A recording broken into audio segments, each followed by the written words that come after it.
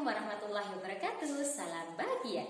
Saya Rofi Kustenese, CGP Angkatan 4 dari Kabupaten Magelang akan melakukan sesi wawancara pada eksplorasi konsep pengambilan keputusan sebagai pemimpin pembelajaran.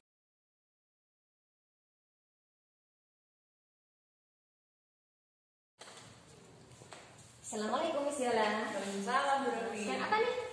Lagi koreksi tugas kelas 6. Boleh ganggu sebentar nggak? Gimana? Ada waktu?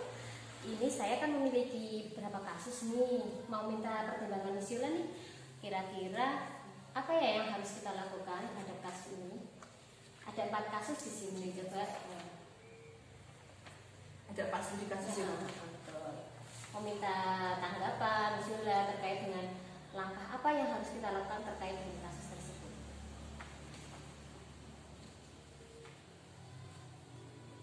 Kalau dibaca sekilas tuh kayaknya kasus yang paling sering terjadi itu kasus pertama ya. Studi kasus pertama tuh kayaknya di kita juga Lebih sekali benar pernah ya. terjadi. Dan real mungkin ya kalau di Iya, tempat kita. nanti memberikan tanggapannya juga semoga lebih mengenal. Oke, kalau sekilas membaca itu berarti itu ceritanya tentang apa sih? Ibu Tati, Oh, jadi iya. beliau guru kelas 5, beliau sangat disegani, anak-anak juga di kelas beliau nilainya bagus-bagus. Tapi tiba-tiba suatu ketika ada anak yang keluar dari kelasnya terus nangis. Oh, seperti itu. Berarti intinya ini kasus di pembelajaran ya? Dalam pembelajaran, betul sekali. Kalau setelah membaca ini nih, saya mau minta tanggapan Miss Yola terkait dengan di situ kan jelas posisinya Miss Yola adalah sebagai Orang ketiga dari pengalaman. kasus itu ya. Ada Bu Tati dan juga ada anak, melihat anak itu Miss Yola sebagai orang ketiga. Nah, dari kasus ini apa yang akan Miss Yola lakukan nih terhadap melihat seperti itu? Langkah pertama yang mau Miss Yola lakukan? Sebenarnya nek dibilang salah tuh Bu Tati nggak salah ya. Gitu. Bu Tati nek diceritain loh, Ya. maksudnya beliau punya kinerjanya cukup bagus, buktinya anak-anak ini nilainya bagus, beliau sangat disegani wali murid, orang kemudian kepala sekolah, rekan-rekan Ya, sejawat betul. juga. Tapi mungkin saja ada sesuatu hal yang terjadi di kelas itu yang kita juga tidak tahu karena kita tidak ada di kelas itu, sampai ada anak yang out keluar ya, nangis. Kalau saya sebagai rekan kerja di sini, andaikan saya mengenal Bu Tati, ya saya akan menginstruksi Bu Tati, bukan ke anak sih, tapi lebih ke Bu Tatinya janjian ini ono opo, pasti seperti itu. Tapi itu tidak mungkin juga kalau misalnya langsung dilakukan ketika saat itu juga, ya kan? Karena pada saat pembelajaran kan otomatis kita juga ada di kelas, tidak mungkin mengamati anak-anak yang lain seperti itu. Gitu ya. Berarti intinya yang Bu Tati lakukan itu di situ tidak selamanya benar ya. Iya. Jadi ada sisi bagusnya, sisi baiknya yang dilakukan dalam pembelajaran dan juga ada sisi negatifnya. Kalau di sini kan jelas sekali ada anak yang menangis di situ. Bu Tati membiarkan kayak seperti itu ya. Iya, anak keluar menangis. Menurut Miss Yola bagaimana kalau ada guru, kalau kita melihat nih posisinya kita melihat ada guru yang kelas kita misalnya kelasnya sebelah, kita melihat oh itu wali kelasnya kok membiarkan anak menangis. Nah, yang mau Miss Yola lakukan apa itu? Kalau melihat seperti itu. Tidak menyalahkan, tapi juga tidak membenarkan dalam artian kita kan deket ya, Bu ya, pastinya antar sesama wali kelas pasti dekat. Barangkali saya mungkin tetap akan masuk ke kelas. Bu, anak ayah ngopo hai. Pasti seperti itu. Nanti pasti beliau akan cerita ke saya bahwa oh kayaknya seperti ini Bu, Pak Bu jadi kayak ini. Barulah mulai nanti. Oh, tidak seharusnya membiarkan anak keluar apapun yang terjadi. Kita itu tidak hanya di dalam kelas itu tidak hanya as a teacher, tapi juga as a best friend, kan seperti itu. Mosok ya anak iso itu sampai nangis kayak gitu. Dan anak-anak yang lain, di kasus ini ya Bu ya, anak-anak yang lain lihat keluar sampai dona mati, jangan nopo kok metu sampai nangis. Kita sebagai seorang guru, ya harga diri tuh mosok ya anakku isa-isane metu pas pelajaran dia tuh.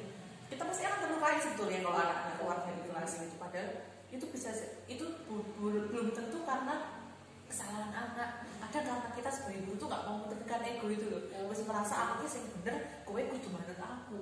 Nggak bisa seperti itu. Iya kan? Kita harus gimana caranya anak-anak itu bisa confident, bisa kudu melu aku, kudu podo karo karepe aku gitu. Jadi kalau saya sebagai teman, saya sebagai rekan, ya saya kan bukan yang main apa kamu tuh gitu. Cerai sih pasti seperti itu. Mungkin karena yang namanya anak kan tidak bisa disamaratakan ya, punya potensi, punya bakat, dan juga punya minatnya masing-masing. Itulah yang memang harus kita lakukan. Atau barangkali sedang ada problema di rumah, ya kan kalau namanya anak kelas 5 kan pasti sudah pikir, andai kata di rumah ke orang tuanya terjadi sesuatu kan pasti kebawa sampai ke sekolahan. Memang kalau orang Jawa bilang kayak cilik aten, barangkali dia ada masalah personal yang dia tidak bisa ceritakan itu ke Bu Tuti, ke Bu Tati, nah harusnya Bu Tati membantu. Oke, kalau setelah melihat kas tadi yang terkait dengan Bu Tati, saya meminta tanggapan Ibu Zina nih sebagai rekan. Nah, kepada Bu Tatinya tadi kan sudah sedikit ya menyinggung tentang kita harus mendekati, tanya kenapa toh kok itu sakit, nah menangis gitu ya. Nah sekarang kalau misalnya melihat seperti ini kan tadi ada sisi negatif yang dilakukan Bu Tati sebagai sama rekan kerja nih, yang mau Misiola lakukan terhadap Bu Tati untuk bukan berarti menyalahkan ya, tapi untuk biar semuanya itu bisa berjalan dengan baik dan untuk koreksi saja biar Bu Tati itu agar Bu Tati itu lebih berpihak kepada murid, itu apa yang mau Misiola? Saya akan menempatkan diri saya sebagai seorang sahabatnya Bu Tati. Oke. Soal mendekat jadi sahabatnya dia. Ya ngobrol aja sahabat Bu. Jenengan ki maneman, wong sudah dapat ruang di hati anak-anak, di hati kepala sekolah, di hati wali murid, kok mau gara-gara hal yang seperti ini nanti penilaiannya jadi buruk, kan begitu. Karena yang namanya anak yang keluar dari kelas nanti sampai rumah tuh pasti cerita. Mbok Ning itu nanti pasti cerita juga ke wali murid yang lain. Saya pasti akan bilang ke Bu Tati, Bu, jangan gitulah. Maksudnya maniman lah wong jenengan kuwi wis oleh jeneng apik. Mosok melek gara-gara hal yang seperti ini, besok-besok lagi tolong lebih berhati-hati dalam apa istilahnya, ngemong hati anak-anak. Mungkin lebih sharing, kemudian tukar pikiran, menyelesaikan jangan sampai itu sampai ranahnya itu sampai keluar negatif, hal negatif itu sampai keluar gitu. Jadi diselesaikan dulu di kelas atau di mana. Mungkin dalam berkomunikasi dengan Bu Tati itu bisa secara informal gitu ya, ngobrol, karena tadi sudah disampaikan selayaknya sahabat gitu ya. Kita intinya adalah untuk membangun komunikasi yang baik, kemudian yang memberikan support terhadap Bu Tati terkait dengan yang dilakukan. Oke. Ya jadi ibu, ya jadi wali murid, ya betul sekali. Ya jadi wali kelas, ya jadi sahabat, jadi teman, dan seperti itu. Tapi ya kalau bisa dari itu juga Bu, karena misalnya kalau ada masalah dengan sesuatu, apalagi kok sampai nangis di sekolahan nggak mau ikut kelas, itu jangan sampai kok anak itu pulang masih dalam keadaan seperti itu, masih dalam keadaan dongkol. Jadi kalau bisa ketika pulang itu ya di sekolah sudah selesai problemnya, sudah clear gitu, biar tidak kok sampai sekolah nanti cerita yang tidak, kemudian kok dia jadi takut dengan Bu Tati, jadi nggak mau sekolah lagi, jangan sampai itu terjadi. Jadi hari itu juga harus diselesaikan. Kita sebagai guru juga harus banyak-banyak belajar. Justru itu sebenarnya kita malah belajar banyak loh dari murid-murid. Iya kan? Ya, karena sumber belajar itu tidak hanya dari guru, tidak hanya dari buku, kita juga harus belajar, mempelajari apa yang disampaikan anak itu juga salah satu pembelajaran. Setiap anak itu pembelajaran untuk kita. Iya betul. Sekarang kan tadi berarti sudah ya. Nah, sekarang kalau ke anaknya nih yang nangis tadi, padahal itu kan posisinya Miss Yola tidak pegang kelas itu. Iya. Kemudian di situ juga ada Bu Tati yang dalam arti beliau sebagai pemimpin di kelas itu, pemimpin pembelajaran di kelas itu. Sikap Miss Yola gimana terhadap anak yang nangis di luar? Dan sebenarnya kan bermasalahnya juga dengan Bu Wati, bukan dengan saya gitu. Ya yang bisa saya lakukan ya cuma membesarkan hatinya. Enggak apa-apa. Kenapa sebetulnya kok seperti ini gitu kan, barangkali karena tadi ada problematika yang dia belum sempat ceritakan gitu. Tapi teman-teman yang lain saja fine-fine saja, kok kamu nangis kenapa gitu, masih seperti itu. Intinya hanya membesarkan hatinya saja. Tapi kalau untuk berbuat lebih itu karena saya bukan wali kelasnya, walaupun yang namanya guru itu tetap ibunya di sekolah, tapi kan alangkah lebih baiknya kalau itu dilakukan oleh yang bersangkutan, Tati selaku wali kelas. Tapi kalau saya sebagai seorang jangan seperti ini, ojo cilik ateng, yuk masuk kelas lagi. Oke.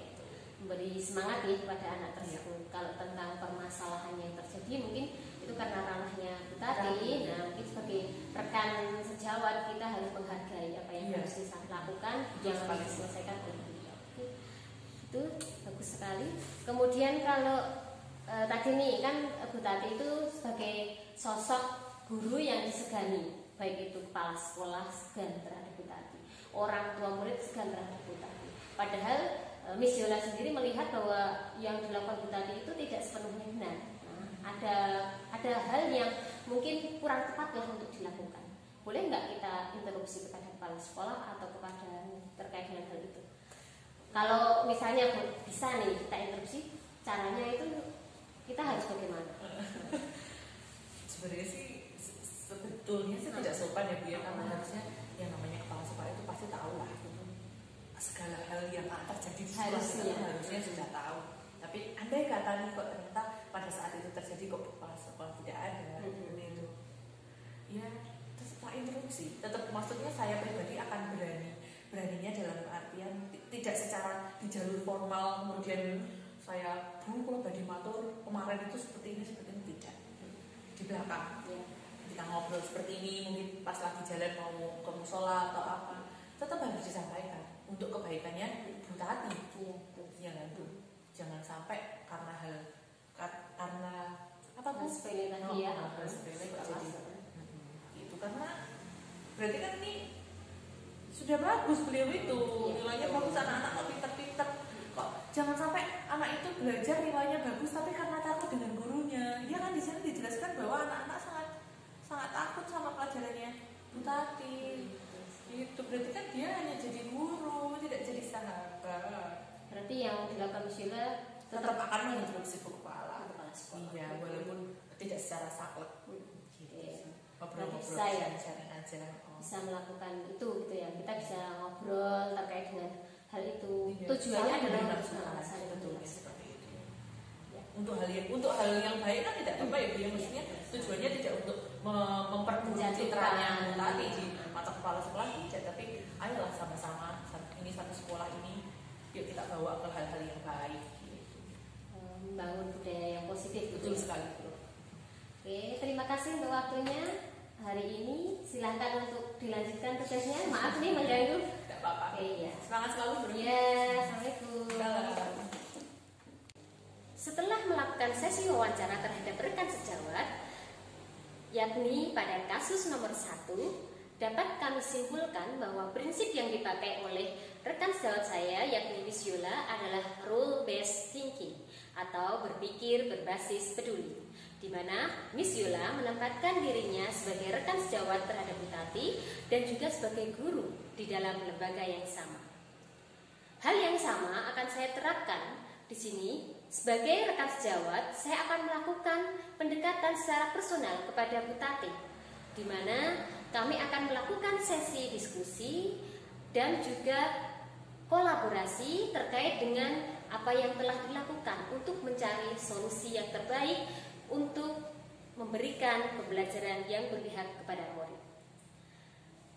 Terhadap murid yang menangis, saya sebagai guru di lembaga yang sama juga akan memberikan motivasi, support kepada murid tersebut agar terhindar dari rasa traumatik dan juga rasa ketakutan terhadap permasalahan yang sedang terjadi.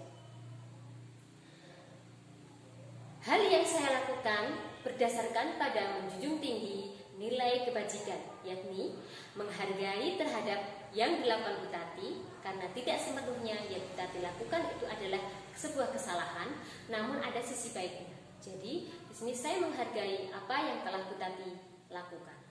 Kemudian prinsip yang selanjutnya adalah tanggung jawab. Sebagai guru, saya memiliki tanggung jawab untuk senantiasa mendorong dan memotivasi siswa untuk belajar sama dengan teman-temannya. Walaupun di sini posisi saya adalah bukan pemimpin pada pembelajaran yang sedang diampu oleh Bu Tati. Namun sebagai guru kita harus memperlakukan siswa dengan sama. Yang ketiga adalah prinsip berkomitmen. Saya memiliki komitmen untuk memberikan pembelajaran yang berpihak kepada murid. Sehingga apa yang saya lakukan terhadap murid yang menangis tadi adalah agar anak tersebut memiliki hak yang sama di dalam kelasnya. Demikianlah sesi wawancara terhadap rekan sejawat pada eksplorasi konsep kali ini.